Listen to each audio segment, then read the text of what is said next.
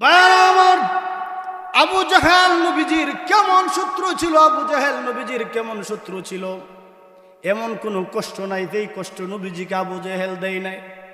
একবার আবু জাহেল নিজে গর্ত খনন করছে, নবীজিকে গর্তের মধ্যে ফালাইতো। গ্রাম্য একটা কথা আছে, যে যারে নিন্দে হে হেরে ফিন্দে। আপনি যদি অন্যের জন্য গর্ত করেন, ওই গর্তের মধ্যে ফইরা আপনি মরবেন, ঠিক কিনা? আবু জাহেল নবীজিকে চিনতে পারে নাই, তিনি যে শেষ নবী। ভাইয়েরা আমার, আবু জাহেল গর্ত খনন করছে, গর্ত খনন করে চাটাই দেয়া ডাইকা রাখছে। একজন লোক পাঠাইছে মুহাম্মদের কাছে, গিয়া বলবা তোমার চাচা আবু জাহেল অসুস্থ, কারণ আমি জানি আব্দুল্লাহর ছেলে মুহাম্মদ আমার ভাতিজা বড় দয়ালু। ভাইয়েরা আমার, ওই আবু জাহেলও জানতো আমার নবীজি যে রহমাতুল লিল আলামিন, আমার নবীজি বড় দয়ালু ছিল। আবু জাহেল তার একজন কর্মচারী দিয়া নবীজির কাছে খবর পাঠাইলেন, আরে মুহাম্মদ, তোমার চাচা আবু জাহেল অসুস্থ। আমার নবীজি বড় দয়ালু নবী ছিলেন। আমার নবীজি যখন কারো কোনো ব্যথার কথা শুনতেন, কষ্টের কথা শুনতেন, নবীজি পাগলের মতো হয়ে যেতেন তার সেবা শুশ্রূষা করার জন্য। কে কি করেছে না করেছে সব কষ্টের কথা আগে বলে যাইতেন। অথচ আবু জাহেল এমন কোনো কষ্ট নাই যেই কষ্ট আবু জাহেল নবীকে দেয় নাই। ভাইরা আমার, আবু জাহেল যখন কর্মচারী দিয়া নবীজির কাছে খবর পৌঁছাইল, আরে মুহাম্মদ, তোমার চাচা আবু জাহেল বড় অসুস্থ। ভাইয়ার আমার, নবী তো বড় দয়ালু নবী, নবী আবু জাহেলের পিছনের সব কষ্টের কথা ভুলে গেলেন। বলে নবীজি ভিতরে মায়া আর দয়া নিয়ে দৌড় মারলেন চাচার বাড়িতে। দেখেন না, সন্তান যখন মাতা পিতার কাছে কোনো অন্যায় করে, সন্তান যখন মাতা পিতার কাছে কোনো অন্যায় অপরাধ করে, সন্তান এসে যখন মার কাছে বাবার কাছে এসে ক্ষমা চায়, আর আম্মা গো আব্বা গো বইলে যখন একটা ডাক দেয়, মা বাবার কলেজার মধ্যে ধাক্কা মারে। সন্তান যখন বলে মা গো আব্বা গো ক্ষমা করে দেন, আর ভুল করব না, মা বাবা যখন এইভাবে হাতটা দিয়ে বলে আয় আয় আয় তুই আমার বুখায়। মাতা পিতা যেমন করে সন্তানের সব কষ্টের কথা বলে যায়, ঠিক তদ্রুপ আমার নবী আবু জাহেলের কষ্টের কথা সব ভুলে গেলেন। আমার নবীজি দৌড় মারলেন আবু জাহেলের বাড়িতে। এমন সময় আল্লাহ জিবরাইলকে বললেন, রে জিবরাইল, কোথায় রে জিবরাইল? যাও যাও, আমার নবী ঘর থেকে রওনা দিয়েছে। আমার নবী তো আগে জানে নাই এখানে যে আবু জাহেল গর্ত খনন করেছে। আমার বন্ধুর কানে কানে গিয়ে এই খবরটা পৌঁছাইও, আর আমার সালাম দিও। জিবরাইল আলাইহিস সালাম আল্লাহর নবীর কাছে আসলেন। ইয়া রাসূলুল্লাহ, ইয়া হাবিবাল্লাহ, আসসালাতু ওয়াসসালামু আলাইকা ইয়া রাসূলুল্লাহ, ইয়া হাবিবাল্লাহ। ও আল্লাহর নবীজি, সালাম গ্রহণ করুন। আল্লাহর নবী সালামের জবাব দিলেন। আল্লাহর নবী জিবরাইলকে বললেন, রে জিবরাইল, কেন আসলা? ও আল্লাহর নবীজি, আপনি তো আগে জানেননি আবু জাহেল যে আপনার জন্য গর্ত খনন করছে, এই গর্তের মধ্যে ফালানোর জন্য। ওগো নবীজি, আর একটা কদম আগে বাড়বেন না, ওই দিয়ে দেখেন চাটাইতে ডাইকে ডাইকে রাখছে, আর উপরে ঘাস দিয়ে রাখছে, যেন আপনি না বুঝতে পারেন। নবীজি গো, আপনি আর সামনে যায় না, আপনি পিছনে চইলা যান, বাড়িতে যান। নবীজি সাথে সাথে চোখ দিয়া কান্নার পানি আইসা পড়ছে। হায় রে হায়, আবু জাহেলের জন্য আমি কি করি, আরে আবু জাহেল আমার জন্য কি করে, কত কষ্ট হয় না আমার দিছে আবু জাহেল, আমি সব ভুলে গিয়েছিলাম। আজকে আবু জাহেল আমাকে গর্তের মধ্যে ফালানোর জন্য আবু জাহেল নিজে গর্ত খনন করছে। হায় রে হায় হায়। নবীজি চোখের পানি ছাড়তে ছাড়তে বাড়িতে চলে গেল। অপর দিক দিয়া ওই আবু জাহেলের কান থেকে, আবু জাহেলের জেহেন থেকে এই কথাটা আল্লাহ তুইলা দিছে যে নিজে গর্ত খনন করছে। এবার একজন লোক গিয়া বলল, আবু জাহেল রে, তোমার ভাতিজা মুহাম্মদ দেখতেছি আবার বাড়িতে চলে যাচ্ছে। এবার আবু জাহেল ওই কথা বইলা গেছে, নিজের গর্তের কথা নিজে বইলা গেছে। আবু জাহেল নবীজিকে এভাবে ডাক দে, এ মুহাম্মদ এদিকে কই যাও কই যাও। আল্লাহ যখন তার জেন থেকে তুইলা দিছে যে গর্ত আবু জাহেল আমার নবীকে ফালানোর জন্য করেছিল, সেই গর্তের মধ্যে আবু জাহেল পড়ছে। সুবহানাল্লাহ বলেন। ভাইয়ার আমার, আবু জাহেল গর্ত করেছিল, ছোট গর্ত, কিন্তু আবু জাহেল লক্ষ্য করে দেখে এই গর্তের মধ্যে এই গর্তটা অনেক বড়, গর্তটা অনেক বড়, শুধু বড় নয় গর্তটা অনেক গভীর হয়ে গেছে, বিশাল বড় একটা কূপের মতো হয়ে গেছে। মানুষগণ রশি দেয়, ও আবু জাহেল হাত দেয়া লাগাল পায় না, আর মাত্র আদাত বাকি থাকে।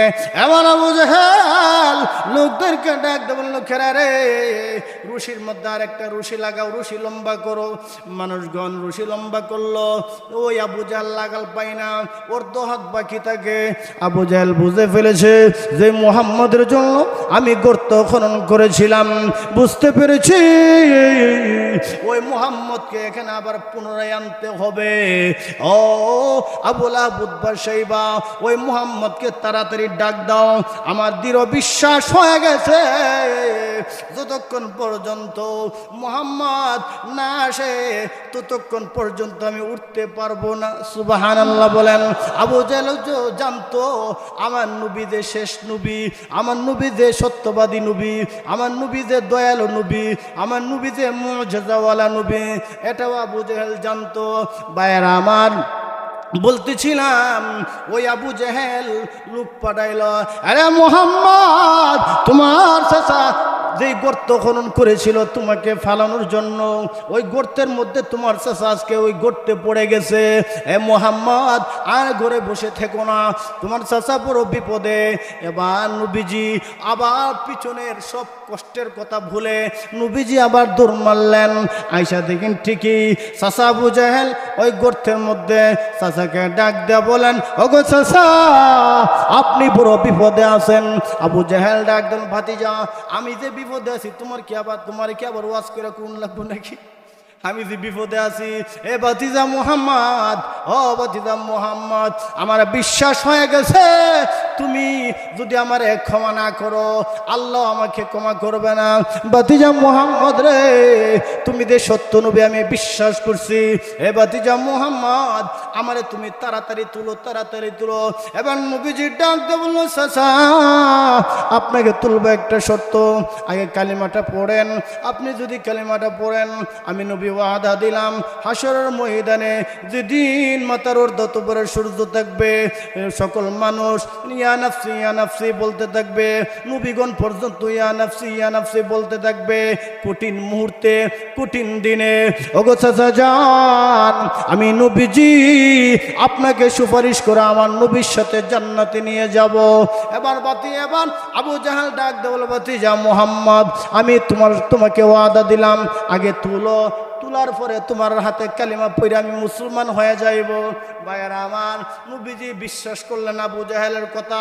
আবু জাহেলকে এইভাবে যখন আবু জাহেলের দিকে নবীজি হাতটা বাড়াইলেন, আল্লাহ তখন ডাকল, জিবরাইল রে, ও জিবরাইল কোথায় তুমি? ও আল্লাহ আমি সিদরাতুল মুনতাহার এখানে। জিবরাইল রে, আমার বন্ধু তো আবু জাহেলের দিকে হাতটা বাড়াই দিছে। জিবরাইল রে, এখন যদি আমার বন্ধুর হাতটা লম্বা না হয় আমার বন্ধুর ইজ্জত থাকে না, আমার বন্ধুর মান থাকে না। আরে জিবরাইল যাও যাও, আমার বন্ধুর হাতটা ধরে একটু লম্বা করে দিয়ে আসো। আমার নবী বড় শানওয়ালা নবী, মানওয়ালা নবী। আমার নবী যখন চাঁদের মধ্যে যখন ইশারা করেছিল, আল্লাহ বলেন, জিবরাইল ও জিবরাইল একদিকে চারটা আমার বন্ধুর হাতের কাছে নাও, অপরদিকে আমার বন্ধুর আঙ্গুলটা লম্বা করে দিয়ে আসো। জিবরাইল আলাইহিস সালাতু ওয়াসসালাম হাতের আঙ্গুলের মধ্যে এইভাবে ধরছে, অটোমেটিক আঙ্গুলটা লম্বা হয়ে গেছে। আল্লাহু আকবার বলেন। অটোমেটিক আঙ্গুলটা লম্বা হয়ে গেছে। ভাইয়ার আমার, এটা হইলো আমার নবীর শান, আমার নবীর মান। এবার আল্লাহর নবী যখন হাতটা বাড়াইছে, জিবরাইল আলাইহিস সালাতু ওয়াসসালাম আইসা আমার নবীর হাত মুবারকের মধ্যে দইরা আবু জাহেলের হাতের মধ্যে লাগাই দিছে। আবু জাহেল এইভাবে ধরছে, নবীজি আবু জাহেলকে টান্দা তুলছে। আবু জাহেল বলল, ও ভাতিজা মুহাম্মদ, এখন কি তোমার কোনো কথা আছে নাকি? চাচা গো, গর্তের ভিতরে তাই গেছে কথা বলছেন, কালিমার বাণী আমাকে উচ্চারণ করে শোনাইবেন। চাচা গো, কালিমার বাণীটা আমাকে উচ্চারণ করে শোনান। আমার আবু জাহেল ডাক দেবল, মুহাম্মদ রে, এতদিন আমি জানতাম তুমি বড় আকলমন্দ। হে ভাতিজা মুহাম্মদ, এখন জানি তুমি বড় পাগল। ভাতিজা মুহাম্মদ রে, তুমি এখন আমি জানি তুমি বড় বেকল। কেমনে বিশ্বাস করলা আমি তোমার হাতে কালেমা পড়া মুসলমান হইমু? ভাতিজারা কথা যে বলছি, এটা তো বাঁচার কথা বলছি, রাজনীতির কথা বলছি, পলিটিক্সের কথা বলছি। দেখবেন এই যুগের মধ্যে কিছু কিছু লোক আছে, যখন বিপদে পড়ে আলেম উলামার কাছে আসে, মোল্লা মৌলবীদের কাছে আসে, আইসা বলে, হুজুর মাফ করেন, বেয়াদবি মাফ করেন, হুজুর আমার আব্বা মরণ অবস্থায় তওবাটা পড়াই দিয়ে আসেন, হুজুর একটা খতম পড়েন, বড় বিপদে আছি। বিপদ যখন যায় সর্বপ্রথম মসজিদের ইমাম সাহেবের পিছনে লাগে, ঠিক কিনা? বিপদ চলে গেলে মসজিদের মুয়াজ্জিনের সাথে লাগে, খাদেমের সাথে লাগে, মক্তবের হুজুরের সাথে লাগে। বিপদ চলে আসলে আবার হুজুরের কাছে আইসা ধর্ণা দে। আবু জাহেল একই কথা বলছিল, আবু জাহেল একই কথা বলছিল। এ ভাতিজা মুহাম্মদ, এটা তো আমি রাজনীতির কথা বলছি, পলিটিক্সের কথা বলছি। এখনো দেখবেন কিছু কিছু মানুষ আছে, নির্বাচনের সময় আসলে মানুষদেরকে বলে, আমি রাস্তাঘাট করে দিমু, এইটা করে দিমু, সেটা করে দিমু, এন করমু, সেন করমু। নির্বাচন গেলে কোনো খবর নাই। রাজনীতির নামাজ অনেকে পড়ে, দেখবেন অন্যান্য সময় সারা বছরের ভিতরে নামাজের কোনো খবর নাই। নামাজ পড়ব দূরের কথা, ঈদের নামাজে আয় না। নির্বাচনের সময় এলে দেখবেন মাথার থেকে টুপি ফালাই না, ঠিক কিনা? মাথা থেকে টুপি ফালাই না। ভাইয়ার আমার, এটা হলো রাজনীতির নামাজ, রাজনীতির কালিমা পড়া, রাজনীতির ফরজগার হওয়া। আবু জাহেল রাজনীতির ফরজগার হয়েছিল কিছু সময়ের জন্য। এবার আবু জাহেল বলে, ভাতিজা মুহাম্মদ, ও ভাতিজা মুহাম্মদ, আমি দুইটা পলিটিক্সের কথা বলছিলাম, রাজনীতির কথা বলছিলাম। ভাতিজা মুহাম্মদ, তুমি তো জানোনি। আরে ভাতিজা মুহাম্মদ, হে ভাতিজা মুহাম্মদ, এতদিন আমি জানতাম তোমার জাদু শুধু তোমার ঘরে থাকে, আর এখন আমি জানি তোমার জাদু আমার এই গর্তের মধ্যে আইসা পড়ছে। নাউজুবিল্লাহ বলেন।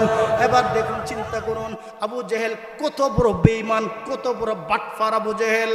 ভাইয়ারা আমার, এই জন্য আবু জাহেলের সঙ্গ পঙ্গ হওয়া যাবে না। আবু জাহেল নবীরে যেইভাবে কষ্ট দিছে, এইভাবে আলেম ওলামাদেরকে আপনারা কষ্ট দিবেন না। আর মসজিদের ইমাম সাহেবের পিছনে গিয়ে লাগবেন না। ও ইমাম সাহেব, মসজিদটা যা রয়েছে না কেন লাগে? ইমাম সাহেব, ফ্যানটা পরিষ্কার না কেন? ইমাম সাহেব, আপনি দুপুরে কই আসলেন? নামাজ যদি পাইছি না। আপনি নামাজটা পড়াইতে পারলেন না? নামাজটা আপনি পড়াইতে পারলেন না? আইসা ইমাম সাহেবরা আইসা ধমক মারে। এরা সবাই আবু জাহিল্লা মুসলমান। আবু জাহিল্লা যেইভাবে নবীরে কষ্ট দিত, এখন তো নবী নাই, এখন তো নবীর ওয়ারিস ওলামায়ে কেরাম আছে। আবু জাহিল্লা বিভিন্নভাবে নবীরে কষ্ট দিত। এখন কিছু কিছু মানুষ আলেম ওলামাদেরকে বিভিন্নভাবে কষ্ট দেয়। আবু জাহেল যেই জাহান্নামে যাইবে, ওই এক শিকলে বান্ধা অবস্থায় ওই সমস্ত মানুষগুলো আবু জাহেলের সাথে জাহান্নামে যাবে, ঠিক কিনা? আখিরু দাওয়ানা আনিল হামদুলিল্লাহি রাব্বিল আলামিন। আসসালামু আলাইকুম।